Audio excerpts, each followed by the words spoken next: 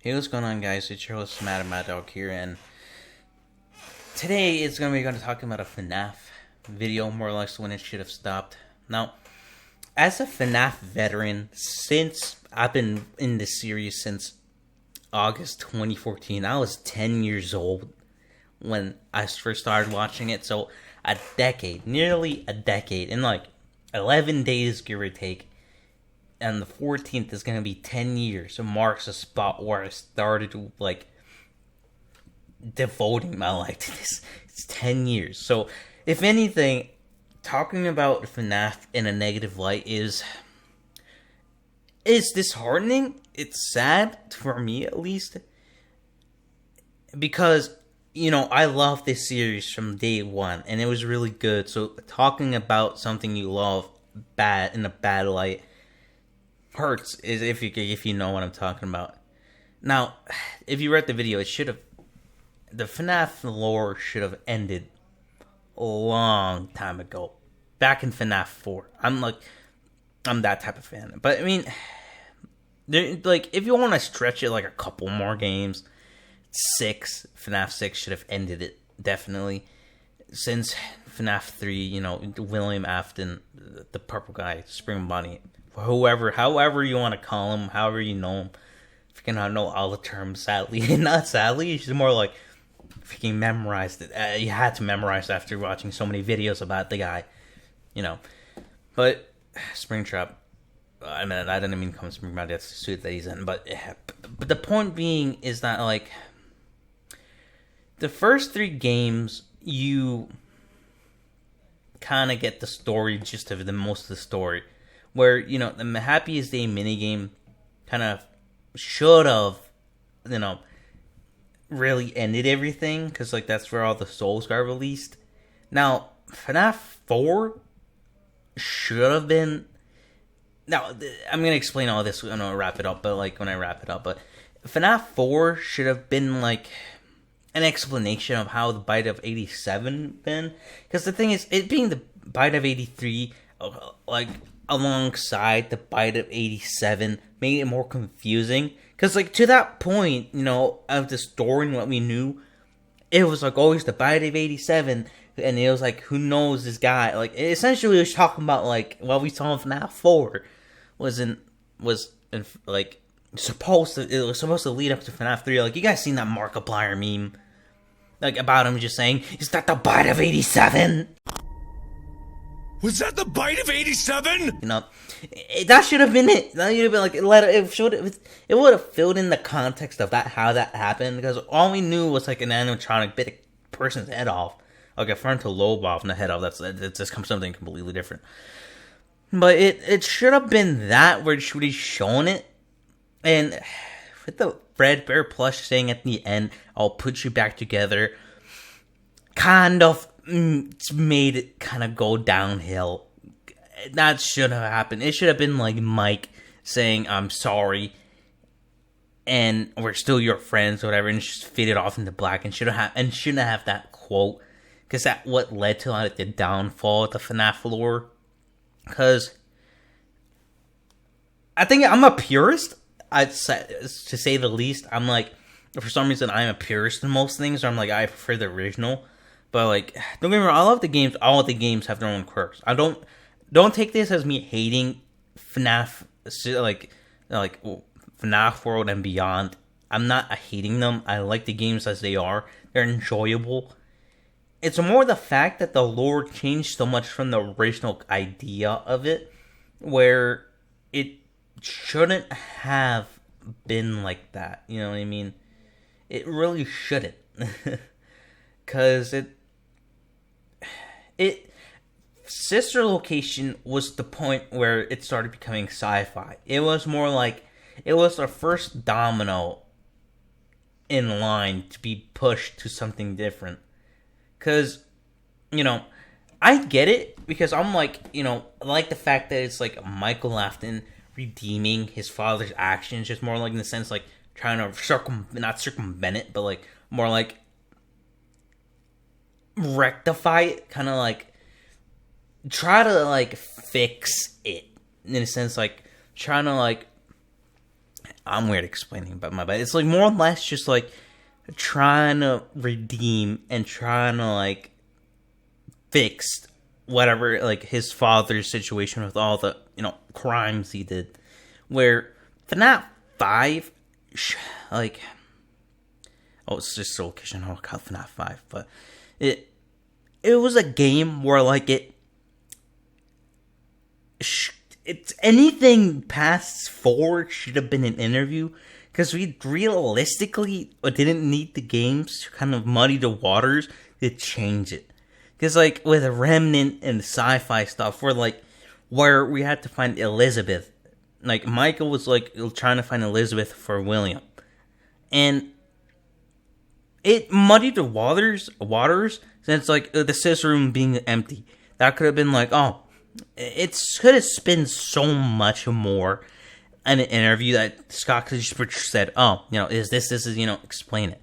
Because with the Remnant and everything, where I get if you want to know what happened to Foxy Bro after the fact, what happened, which it could have been an interview, like I said, but it's good if it's a game. But like, you could have fixed all of it. It's like muddied the waters, had more plot holes in it than it should have been.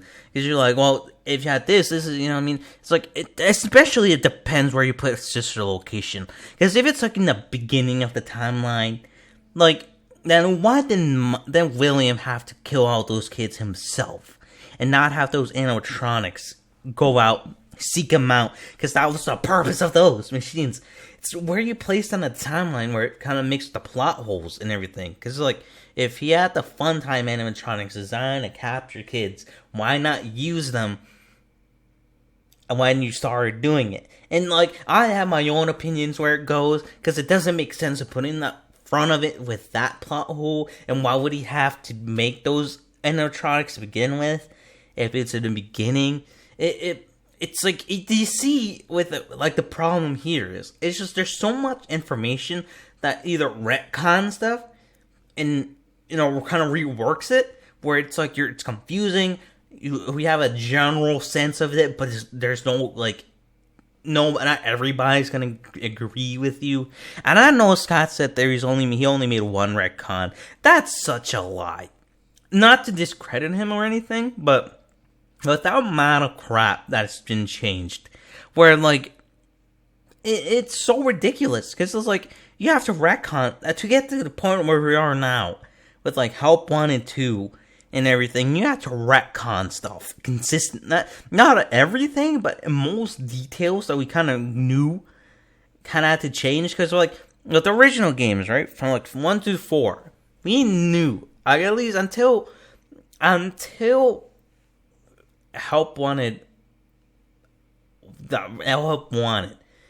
literally, that changed it. Because you're like, well, it's a game in universe, kind of paralleling actual events, but we want to make it seem like it's like a lighten heart, like lighten up the situation. Where you're like, I'm sitting here, I'm like, so you're telling me the whole first 3 games are just a game in universe, so they're not truly what happened. It's like goes like along like somewhat what happens. Where I'm like, that's so crap, because you're like that storytelling is so unjustly like takes away the satisfaction and the tragedy of it. If it's not I get it's a game, not exactly what you're supposed to see, but it takes away the tragedy of it if it's supposed to mirror like real world events, and it's just a portrayal of some rogue indie game developer. Where I'm like, it's so disheartening, because you put so much time and effort into it to figure out what it is, to say, oh, it's not really it, it's sort of kind of it, where you're like, what's the point of doing it, right? Where it's disheartening. So FNAF 4 should have been the end of it. It should have been its own bubble. And if you want to kind of go on with like Michael's backstory and like how he like fixes everything, so to speak, then you go with FNAF 6. FNAF 6 is like me personally just pushing it, but you're there.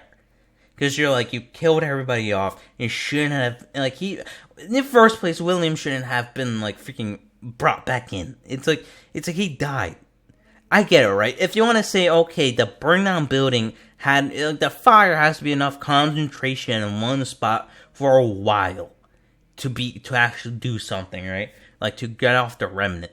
But that's the problem.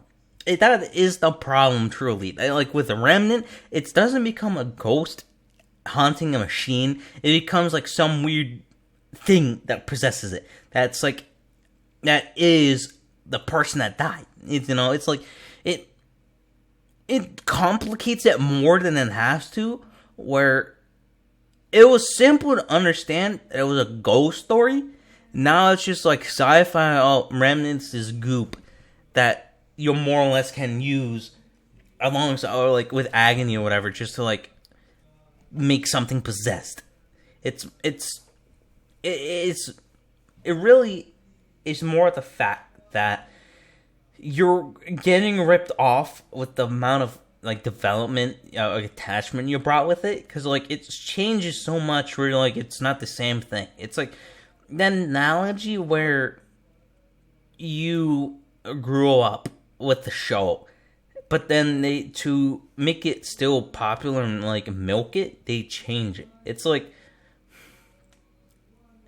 let me bring just another analogy. Let's say that like there's this mom and pop shop, right, that you love eating because you love the home school food, home cooked food that they provide. But then they like say, oh, a lot of people are coming in, they're loyal, they're gonna keep coming no matter what. So you raise prices, change the food, Eventually, you get to a place where it's like a fancy restaurant serving caviar, filet mignon, rare exotic stuff where nobody can like tell that it's the same thing anymore. You're like, I know this is the place, I know this is the mom and pop shop, but they sold out to the idea that they're popular and people will still be going there no matter what. Because I know, it sucks. The thing about it now, FNAF's been here 10 years. To think it will end so suddenly will not break me, but make me sad. Because it's been running so long. But it should have ended at 4. The story was complete up to that point. It didn't have to continue. It didn't have to, because the story was told. If I was, like, with my story that I'm making, and I know I haven't published it, it's more saying, if I changed it in a sense where it's completely different, like, and people know that I changed it, people will be outcried. Like, let's say, like, a popular anime, right? Let's say Dragon Ball. Beginning, it was, like, everything, right? Just, like, tournaments, simple stuff. Then it flips on its head, like, it changed to a Gundam. And it's like, you're like, this is not the same Dragon Ball I knew. It's a Gundam. It's, like, different. Sorry for my fans. I don't know why it's, like, going off. But, like, the more the fact that it shouldn't have happened, that we shouldn't have gone up to this point, and that's the problem. The problem is, like, milking a franchise to death. Where it leads from that's where most popular stuff gets down, like, falls off, when you start milking it. When you start milking it to death is where it starts falling off. FNAF 4 should have been it. I love the game series, and anything after FNAF 4 should have been like in a interview, shouldn't have existed. I love it. I truly love the series, don't get me wrong. It should have ended a while ago. As a veteran of the series, really, I am in love with these games and the original story, but it's taken it way too far, and it's such a 180 direction. And that's my opinion, though. So it's just too long to watch. TLDW.